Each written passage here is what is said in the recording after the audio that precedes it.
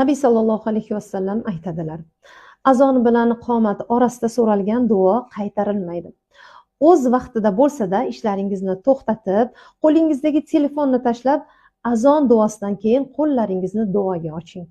Qancha hojat, bitmagan ishlaringiz, masalan, ushalmagan orzularingiz bordir. Allohdan yaxshi hayot, go'zal xotima, solih zurriyot, solih juft, ikki dunyo saodatini so'rab oling. Har kuni Qur'ondan oz bo'lsa-da o'qib turing.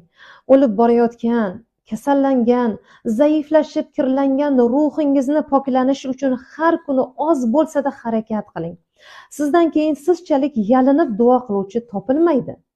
O'lishimiz bilan yaqinlarimiz tez kunda unutadilar. Dunyo ishlari esa bizdan keyin ham davom etadi. Biz esa yo'q bo'lamiz. Yer ustidagilardan yaxshilik kutamizmi? Kim yaxshilik yuboradi? O'g'illarimiz